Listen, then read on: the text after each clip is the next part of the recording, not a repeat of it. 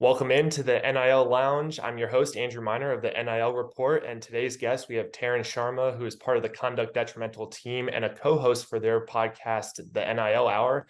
Tarun, how are you doing? I'm doing well, buddy.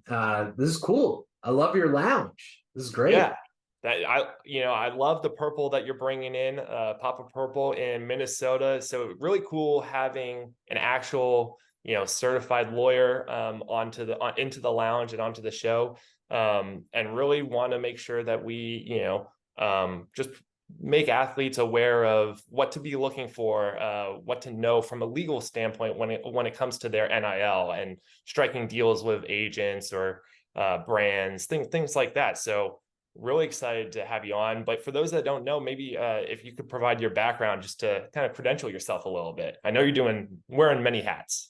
Yeah. Thanks again for having me, Andrew. It's exciting to be able to talk with you. And I love everything that you're doing, and it's so cool to be able to follow this, and so cool for us having grown up together that we're both interested in this space and both pursuing it.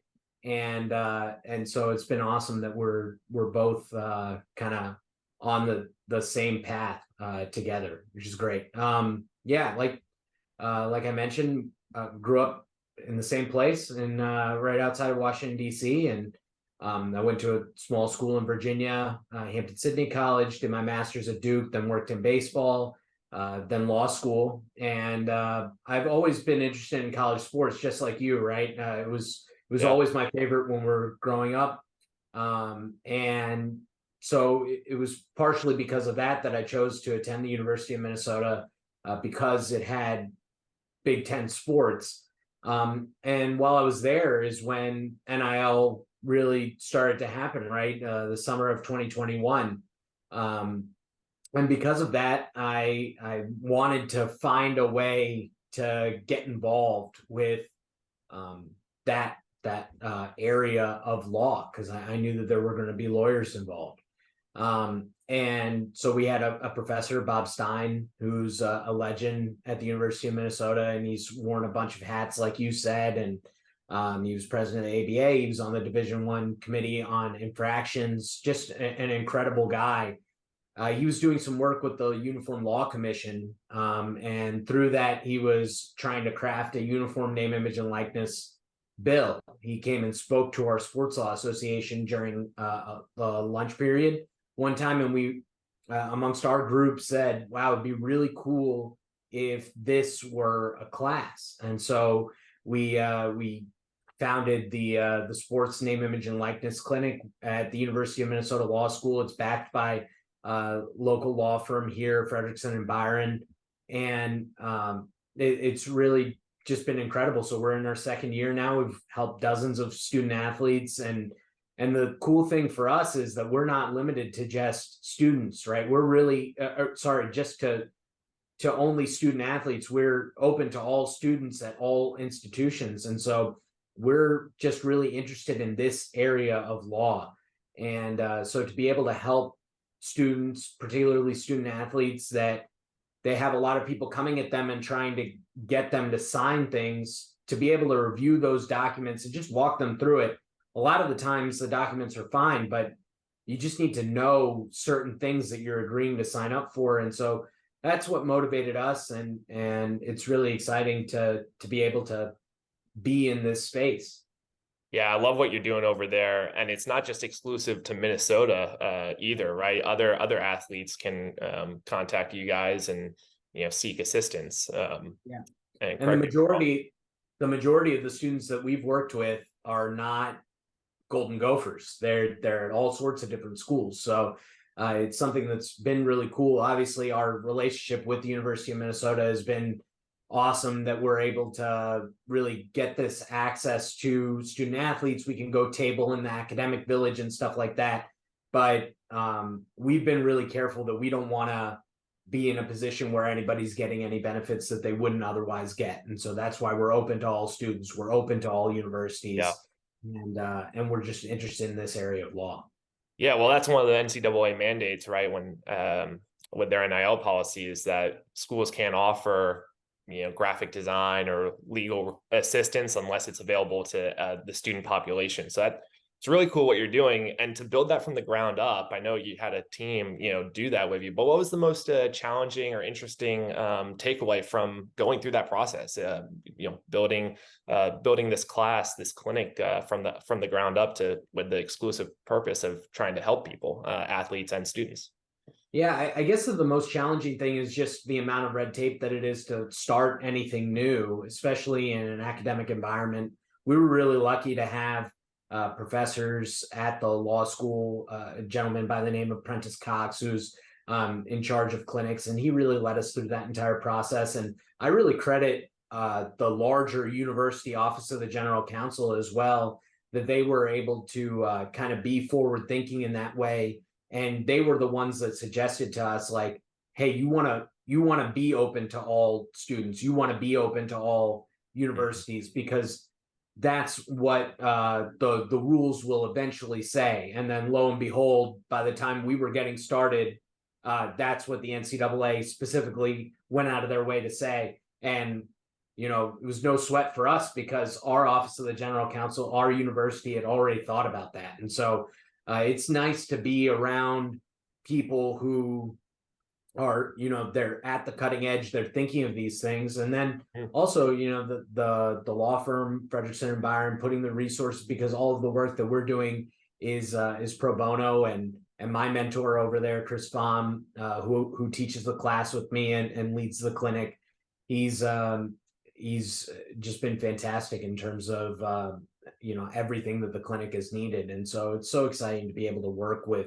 somebody that you really admire. And he was somebody, when I moved to Minnesota, that I learned about him, and I was like, oh wow, like I would just love to have a conversation with that guy. And so for us to be able to work together to build something cool has been a really fantastic experience. I'm really lucky.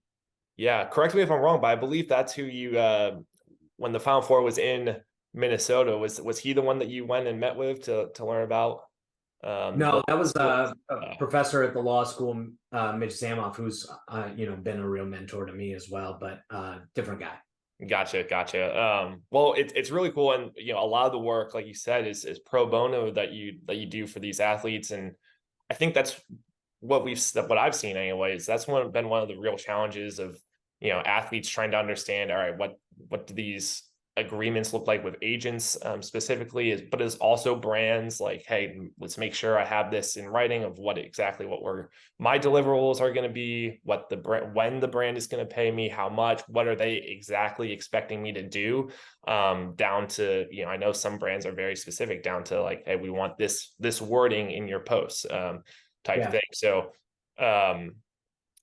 one of the recent developments was Gervin Dexter Sr.'s lawsuit that came out that Jason Morin from the Conduct Detrimental team broke, and where he was paid for about $436,000 from a firm, Big League Advance, in exchange of him giving 15% of his future NFL earnings, professional earnings, for the next 25 years. And of course, he was drafted and he signed a $6.74 4-year deal. So 15% of that is about $1 million, plus 21 more years afterwards. So he's kind of suing them for basically saying this should be invalid, and claiming, I guess, he didn't really realize what he was exactly signing. Tarun, what's happy to understand your take on that situation, and kind of just understand that from a legal perspective, someone that's passed the bar. Yeah. So I mean, we'll obviously discuss it here, but you mentioned Jason Morin. He did a fantastic job not only breaking that story, but he's really very well versed and in the weeds on that. So I urge anyone who's listening to this that would like to learn more about it from Jason. We just recorded a podcast with him last night. It should be out either tonight or tomorrow, and that delves further into it. But a couple things that I think are pretty key to this agreement. So what he's saying is that this agreement should be void because it was signed under what the Florida NIL law was at the time, and so the $436,000, it's pretty clearly for his 15% future pre-tax NFL earnings. That's what they're getting out of it. That's the bargain for exchange. But nominally, it also is for him to do a bunch of what we would think of as like traditional NIL activities. So posting on behalf of Big League Advantage, sharing his story, doing other things. And you can go on their website and they have Georgia linebacker Nolan Smith did a similar deal with them, and you can see that he's featured on their website. So that was one thing that I was interested in, because he's saying that it should be void because under the Florida law at the time, you cannot sign an agreement that spans past your eligibility as an NCAA athlete. And in this case, 25 years, right? Nobody's eligible for 25 years. Even if you're like my guy, Chris Ottman-Bell, where he's on his 7th year with the Gophers. Like let's be careful pretty soon. Yeah. So I think that that's the key here, is that under the Florida law at the time, because that has now been repealed from the Florida law, that is not included in there anymore. But Big League Advance, or Big League Advantage as they're known now, it's the Big League Advance fund that he's specifically suing, because that was the fund that he agreed to this contract with. That was, I mean, they're pretty popular amongst minor league baseball players. Fernando Tatis Jr. is probably the best known example of it. They essentially, what they're doing is that they're paying out present day value for hopefully future earnings. And there are hits and misses with that. I don't know every single player that they've agreed to contracts with, but probably 2 of the hits that they've had are Fernando Tatis, and then I think they have an agreement with Reds young star Ellie De La Cruz. So those are probably like the biggest examples that I can think of off the bat, but they've also got misses. The thing is that this is like a calculated gamble on Big League Advantage's part. They see a guy with Dexter who has done really well at Florida. By the time he signed this agreement, he had already completed his sophomore year and he was going into his junior year. The odds of him getting drafted were already pretty high. And in a given year, I read some statistic that 36% of the players that are drafted were 4-star recruits. And that's what Dexter was in this case.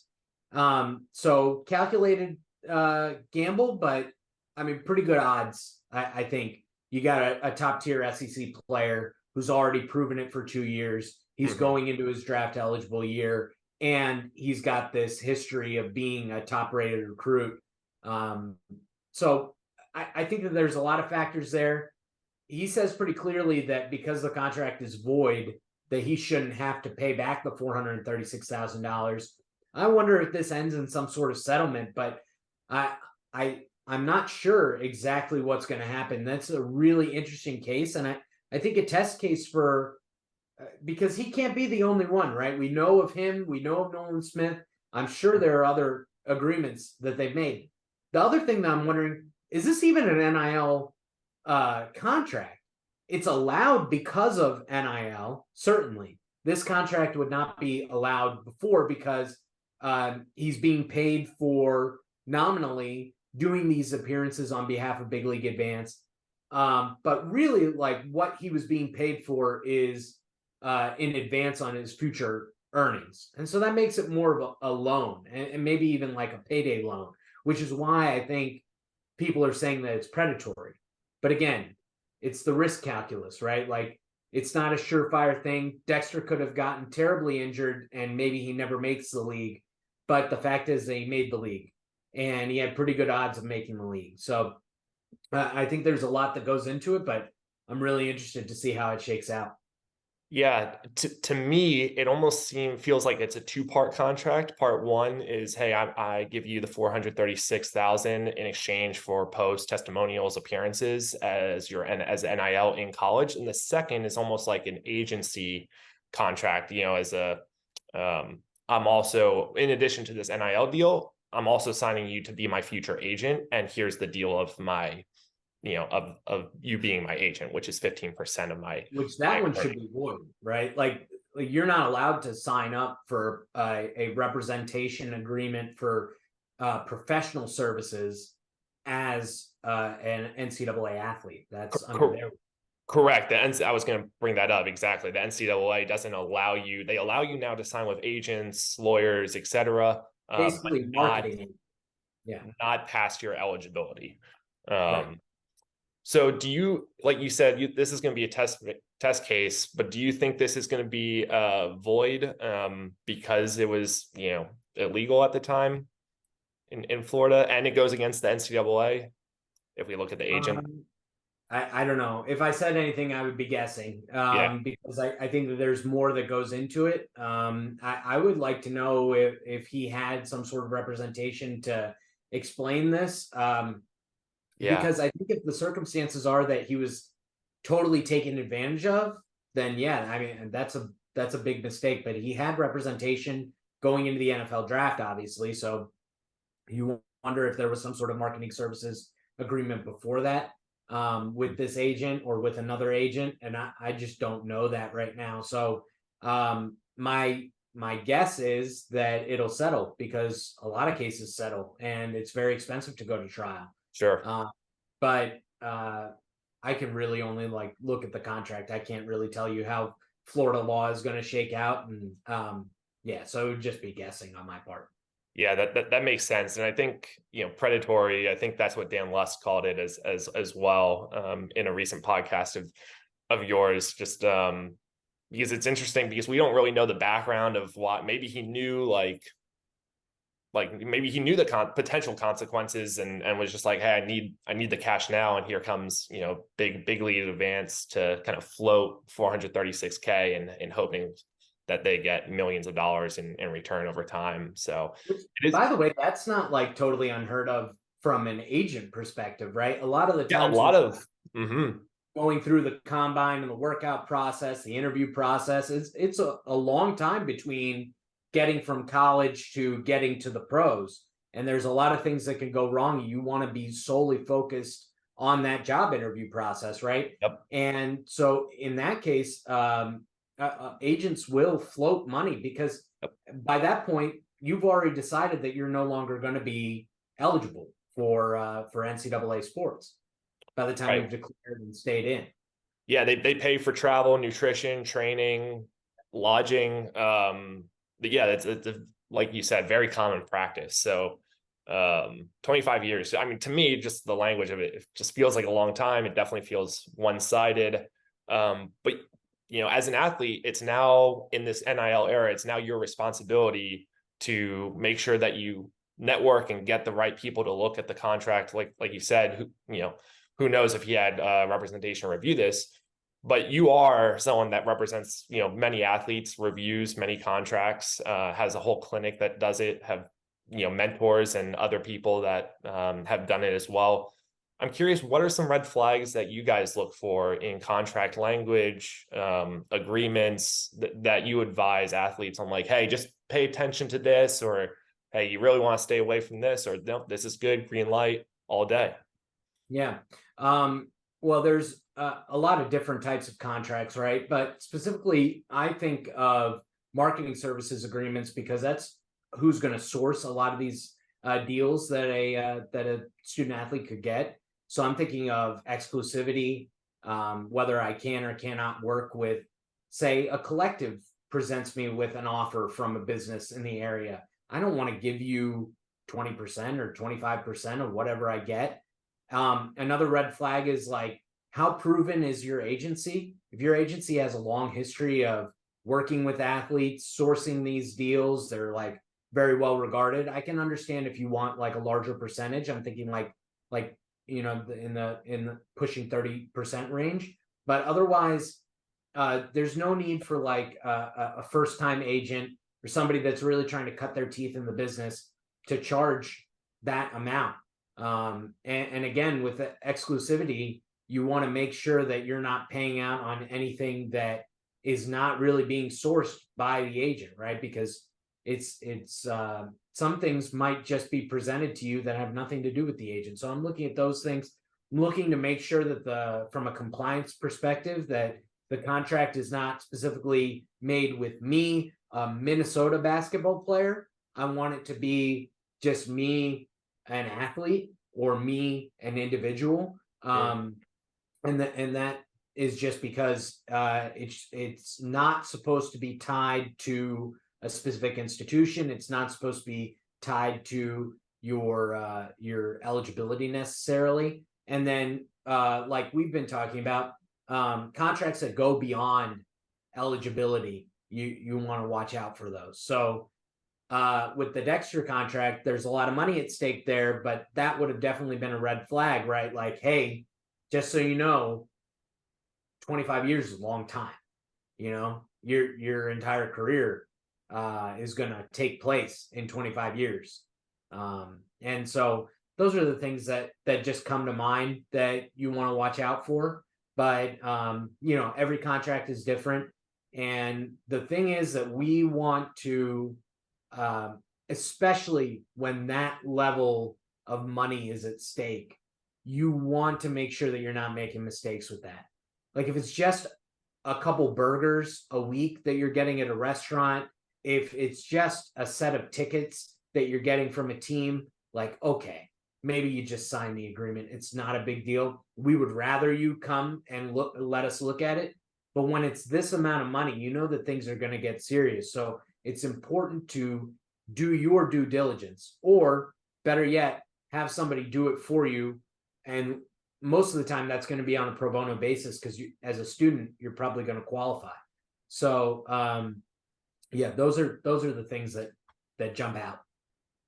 Yeah, it's really insightful, and appreciate that. Yeah, definitely do your own due diligence, and you know, find some people that are trusted advisors in your circle and your network, and you know, just make sure you have all your ducks in a row. That's all I can advise. And you know, so Tarun, I guess how can people go and you know, connect and network with your NIL clinic if they wanted, you know, contract review, or to see if they qualified for pro bono work, you know, the work that you're doing? How should people get in touch with you, your clinic? Yeah, the easiest way is just to Google us. So it's the Sports and NIL Clinic at the University of Minnesota Law School. And on that page, there's an intake form. You fill that out. It comes right to us. We'll send it through our clearinghouse procedures, make sure that you qualify, and then we'll reach out and make sure that you can get the services that you need, and make sure that you qualify. And that doesn't matter if you're at Minnesota, an athlete at Florida, Yep. or anywhere across the country. We work with everyone, even Badgers. Even Badgers. Hey, they got upset by Washington State, so that was a big win for the Pac-12, and probably good for you guys. Last question, I would be remiss if I didn't pose to you. Big news today: Dartmouth men's basketball team have filed to the National Labor Relations Board to have the right to unionize and to form a union. So that's big news today. And as we, you know, been a lot of talk in the NIL world about student athletes becoming employees, about revenue sharing with media companies. Ivy League schools are famously known; they do not give out athletic scholarships. What was your thought on that news today, with them forming a union or requesting to? Yeah, my initial thought is, you know, at least we'll get to see how this plays out. I mean, you remember as a Northwestern fan when Kane Coulter tried to unionize the football team, and Sure. And Gabe Feldman had a great point today that one of the reasons that the full board decided not to grant that unionization to Northwestern football was because that Northwestern was one private institution within a larger conference of institutions that were not private. Another point is that so in this case, right, Dartmouth is one private institution within a body of private institutions, Ivy Leagues. Another point that he made was that Peter Orr who was the commissioner at the time for the National Labor Relations Board that had initially granted unionization on behalf of Northwestern, and he had pointed to the athletic scholarships that the Northwestern football players were receiving as compensation, and that's one of the ways that he tied it into being able to unionize, that level of control. And in this case, Dartmouth doesn't have, the Ivy League doesn't have athletic scholarships. So it'll be interesting to see how the NLRB views that. In the background of all of this is that Jennifer Abruzzo, who's the general counsel for the National Labor Relations Board, put out a very fiery memo 2 years ago now that said that she views student athletes as employees, and in fact does not like the term student athletes because she believes that it is an NCAA ploy to avoid having to compensate them. So there's so many layers to this.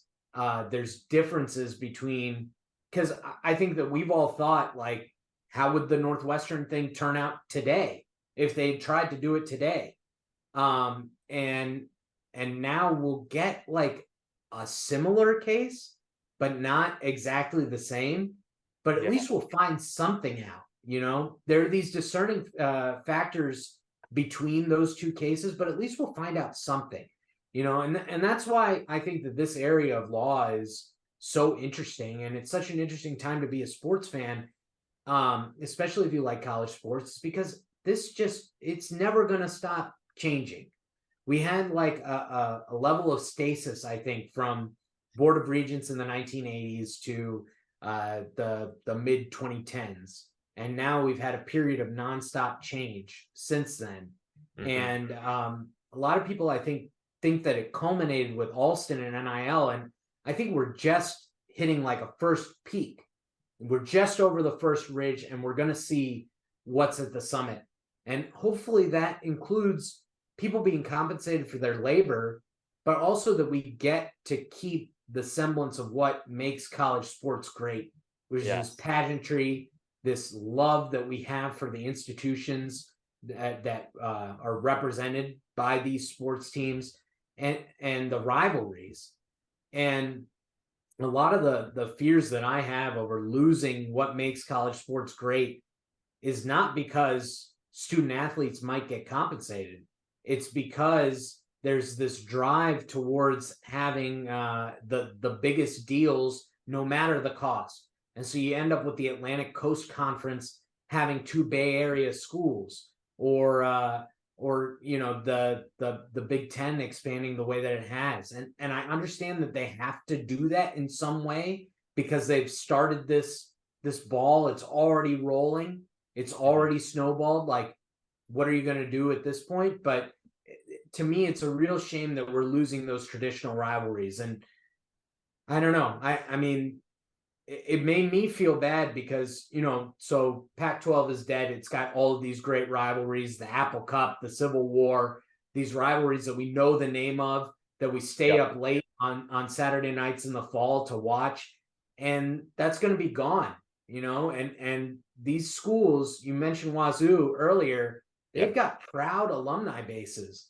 And I know some of those folks, and for them to lose this essential part of their college experience, their upbringing, you've got all these rivalries that we know the names of, and I think that you know, we're already losing that, and I don't think that that's brought on by student athletes trying to get a small piece of what they're generating. I think that that's brought on by greed at a much higher level. Yeah, I love college football specifically, and all college sports, and to lose some of those rivalries definitely hurts a little bit. I think if they were a little, you know, if they were leaders were a little bit more proactive, like the folks at Minnesota when creating the sports and NIL law clinic, then maybe we could have had a different outcome. But TV money is always going to outweigh everything else, and I think only time will tell. I think there's still parity here in the short term, but long term, especially with college football, I tweeted out earlier. I'm not sure if that's going to stay the same, especially if ultimately you have a group of 30 teams like break away and do their own thing, because then you can only have a national championship of 30 teams, which by definition, and I don't consider to be parity at all. But we could spend a lot of time on this. Only time will tell. Tarun Sharma, thank you so much for joining me here at the NIL Report. And everybody, Conduct Detrimental, terrific sports law podcast. They have amazing guests, a variety of shows, and they do a great job reporting and explaining the details of the law to the layman. So thank you again, Tarun, and everybody. We wish you luck. Thanks, buddy. It was my pleasure, and hope to see you soon. Absolutely.